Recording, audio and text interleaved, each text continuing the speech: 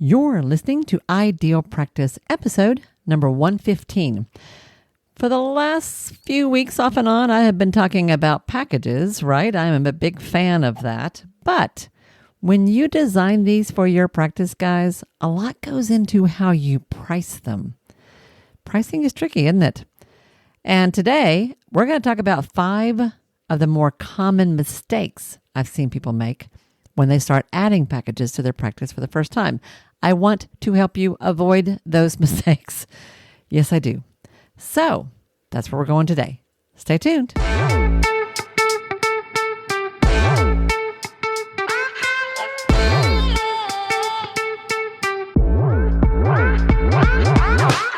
Hi, I'm Wendy Pitts Reeves, and with over 2 decades of experience in the private practice world, I've built my 6-figure business while learning a lot of lessons the hard way. This is the first podcast that shows you how to apply the principles of energy, alignment, and strategy to build a practice that is profit-centered, but people-forward. This is the Ideal Practice Podcast. Hey, folks, and welcome back to another episode of Ideal Practice. This is Wendy Pitts Reeves, your host. How did you find your way here? Oh my gosh, I'm so glad to see you. And if I see you every week, thank you. I love that. If you're new here, this is where we talk about lots of things about what it takes to run a successful private practice, no matter what kind of healing work you're in. And we cover lots of different ground, but there is a strong theme. 2 things I like to talk about. A big one is about money and all the stuff that comes into that. And then the other one is about mindset, because the way we think about stuff sure can trip us up, right? So we come back to those themes, energy and strategy all the time, energy and strategy. And today I want to talk about pricing, the way you structure the payment around your packages. If you have packages in your practice, we're going to talk about 5 mistakes I want you to avoid. Because y'all, the devil is in the details, as they say. And it is true, as I have been saying now for a while, that adding packages to your practice really can boost your income and better serve your clients. If you're wondering how, if this is new, if you're just popping in for the first time, go back and listen to episode 95, where I laid this out in depth about the whole concept. And then episode 112 and 113, I talked about how to do a service-based package, sort of the foundation for your core service. And then in 113, we talked about what a signature package can look like. That's like a special program that is unique to you. So I definitely want you to go back and listen to those if you haven't heard those already. But let me say this. What works in one practice won't necessarily work in another. And this is one of the places where that's going to show up. So how you design and how you price your packages is unique, okay? Because they have to fit what you do and what you need and what you know your clients need. I may have shared some of this with you guys in the past. Remind me, if I have, forgive me. But if you're new here or it's been a while, you might have forgotten or you might have missed it. I don't know. But there was a time. This was about 2 years ago, I think. I can't remember. A while back, I was contacted by a psychotherapist on the West Coast, who in particular focused on working with adults in chronic pain, all right? So she was working with people who had pretty serious medical issues. Now, she lived in a fairly affluent area.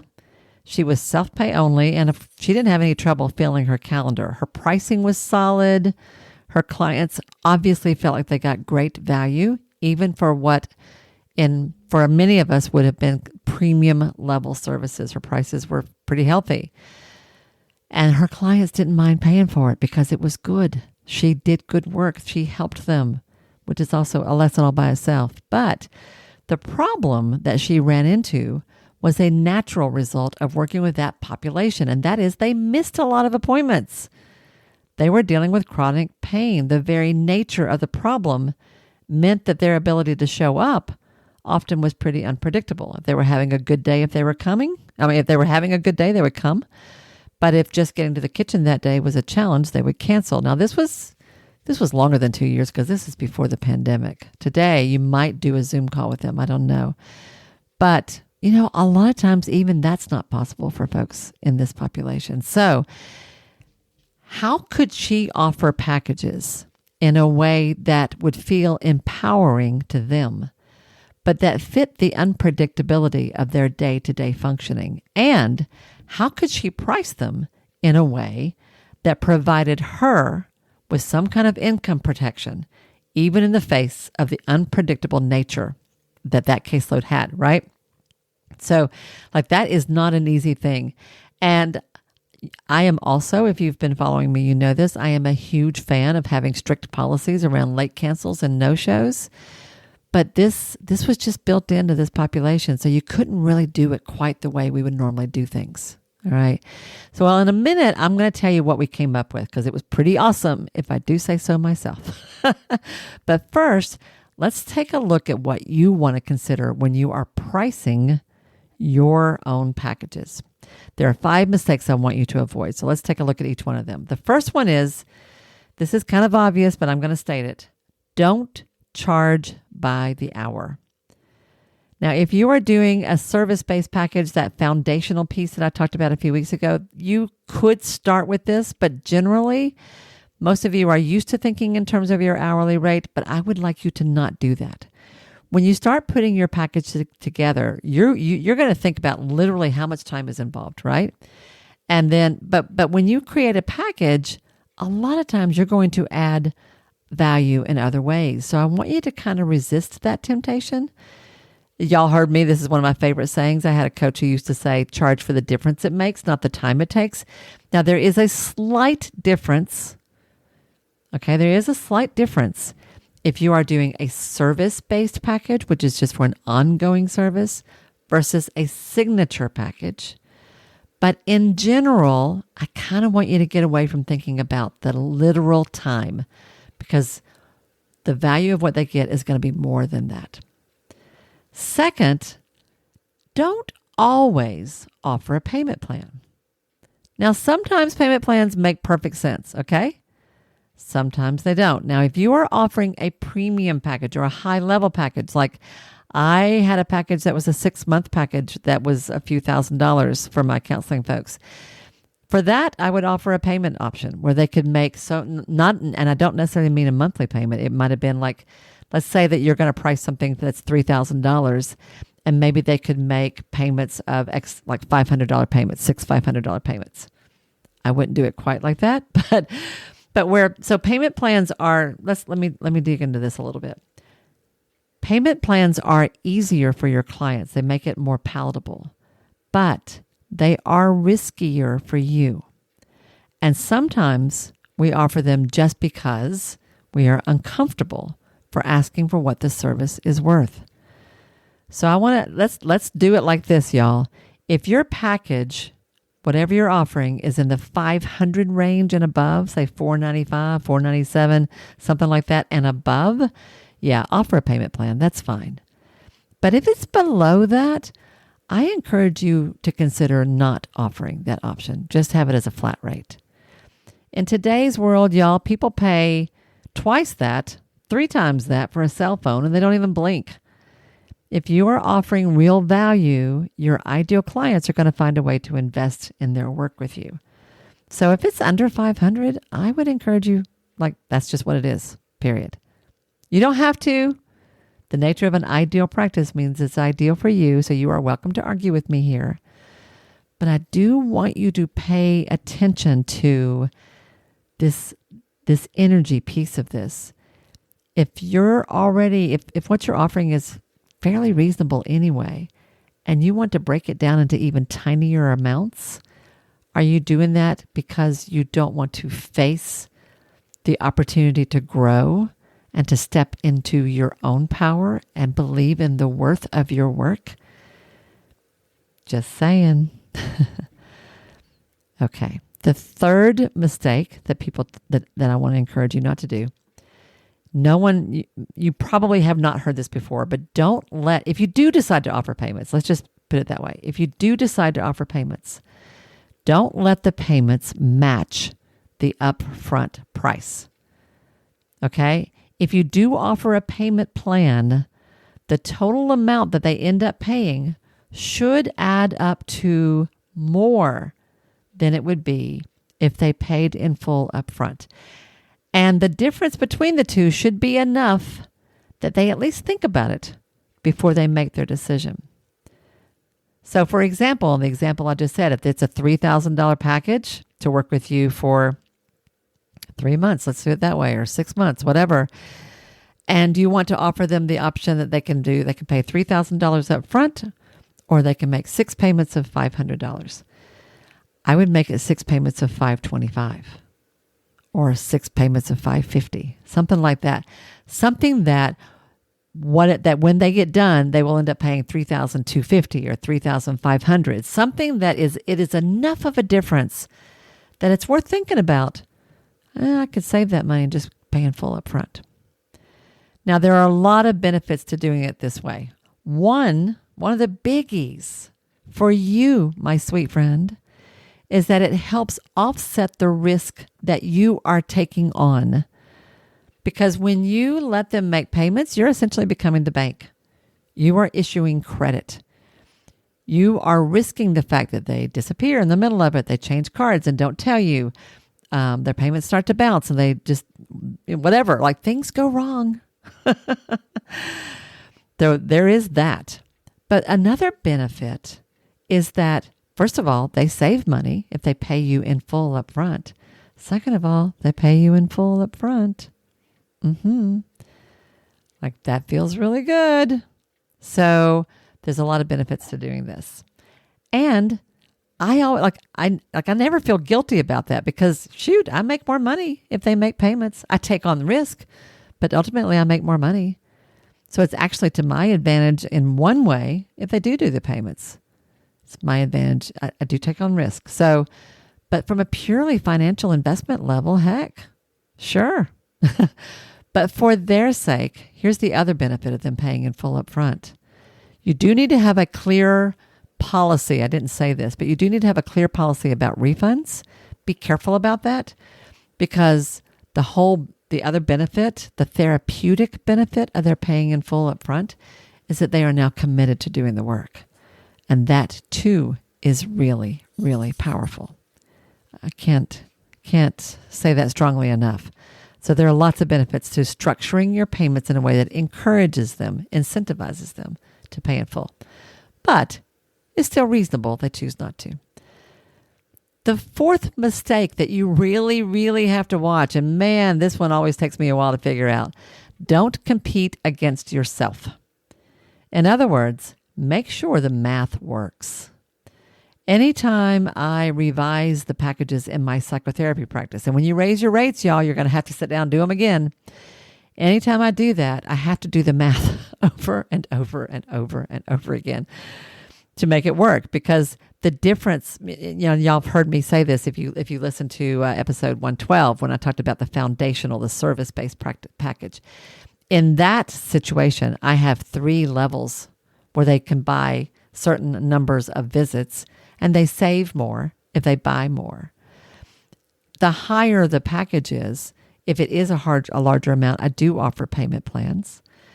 I need to make sure that the math between all of those works, that the difference from package A to B and B to C, I have to make sure that it is enough of a savings for them that it makes sense for them, but not so much that it's hurting me too much.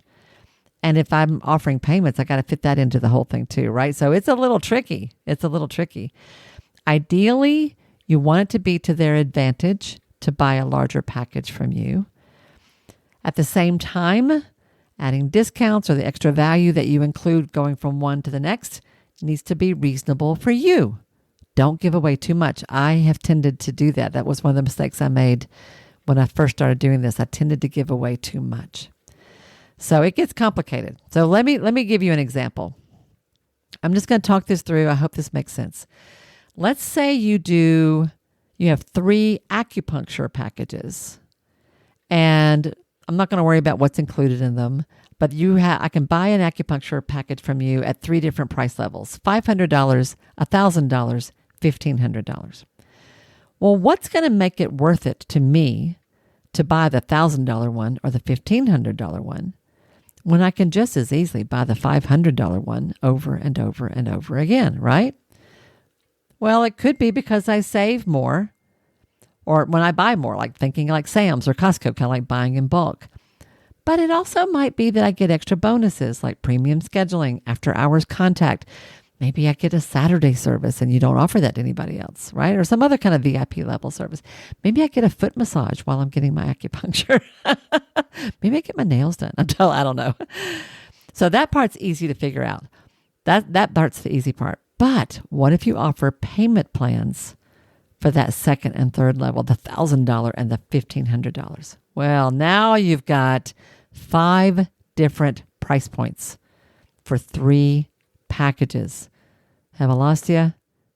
Have I lost you? Come back to me here. Hear me out. Package number 1 at $500 is a pay in full rate only. Package number 2 at $1,000, there's a pay in full rate and there's a payment plan, and whatever that total is. Package number 3 is a pay in full rate and a payment plan, and whatever that total is. And the difference between each one of those needs to flow in a way that works for you. Whew. Yeah, well, if your eyes are glazing over, I get it. Sometimes y'all, it takes me days to figure this out. And I usually end up running it by my bookkeeper. I sit down with a calculator and a pencil. I erase, I rewrite, I erase, I rewrite. And when I get it where I think it's kind of half decent, I take it to my bookkeeper and I ask her to look at it. Is this making sense, what I'm doing here? As tricky as that level, that kind of pricing can be, it is worth the time to think it through carefully so that you're not shooting yourself in the foot. Don't compete against yourself, all right? Otherwise, you're hurting yourself, and that's not the point here. And then the 5th thing I want to say, the 5th mistake, is people just kind of do things the same old boring way. Don't be afraid to get creative, okay? So let's go. I love this. I love this part so much. Let's go back to that therapist that I told you about at the beginning. The one who served folks who dealt with chronic pain. Well, when she contacted me, y'all, and she reached out to me specifically to help her with this. When she contacted me, she had a pretty elaborate plan that was this kind of a mix of consequences. If you cancel too many times, there's going to be some kind of a consequence, plus options for clients who no-showed or canceled at the last minute. If you give me enough warning and do it at the last minute, blah, blah, blah. She started telling me all the different ways that she was going to try to make this work. And just listening to her describe it was painful. Although, I was proud of her and I applauded her for trying to figure it out. Because she knew she had a problem. She knew there had to be a better way, and she was trying to figure it out. She just, because of the nature of our industry, all she had to go on is, what do we do? Like, what do you see people doing with late shows and no cancels? I'll charge you full fee versus half fee. Or if you reschedule within the week, I won't charge you. Or if I can fill that time, I won't charge you. Like, there's all these kinds of crazy games that we play with ourselves. It's insane. So yeah, this was tricky. And how do you prepare for a population that by their very nature is likely to no-show or cancel at the last minute a lot? Well, I'll tell you, you redesign your package. And together, that's what we did. This is what we do in a quick start consult, y'all. This is what we do in a quick start consult. We came up with a completely new idea. First, her clients could still pay by the visit as always, with the usual policy still in place that they would be charged full fee if they failed to show up or if they canceled a session with less than 24 hours notice. So the standard deal was still in place. Simple, clear, everybody knows where they stand. Nothing was going to stop them. They could still do that if they wanted to. They always had that option. Or they could buy a package where they paid a flat rate per month that entitled them to come from 1 to 4 times a month, and they could use it as they wished within the parameters of her schedule. So if they wanted to come every week but skip week 3, they could. If they wanted to come every other, they could. If they only wanted to come once that month, they could. If it was a month that had 5 weeks in it, they could come 5 times. Okay, I said 1 to 4. But they had the freedom and flexibility to determine what was best for themselves each month without feeling guilty, because they were going to pay her the same amount no matter what. Almost kind of like a gym membership if you think about it that way. And she had the security of a predictable payment. When their budget was predictable for the clients, her income was predictable for her. They could listen to their body and do what they needed to do as the month went on. Nobody had to feel guilty. There was no shame. Everybody, it was win-win-win. Isn't that the coolest? I think it is. I was so proud of that. I really felt like that was a great idea. And I really loved that for that particular population. It's one of my favorite packages. So have you taken a look at your pricing? Have you been playing with packages since we've been talking about this for the last few weeks? Well, what would it take for you to get a win-win where it's great for your clients and it's also great for you? All right. So let me review those mistakes again, or the sort of these key factors, these key principles I want you to be careful about. First of all is don't necessarily charge by the hour, especially if you're doing a signature package, y'all. That's going to be so much more. The hours will not make any sense. Don't even do that. Don't always offer a payment plan unless it's just a large enough investment that it would really make sense. If you do offer a payment plan, make sure that it adds up to more than what it would cost them if they paid in full up front.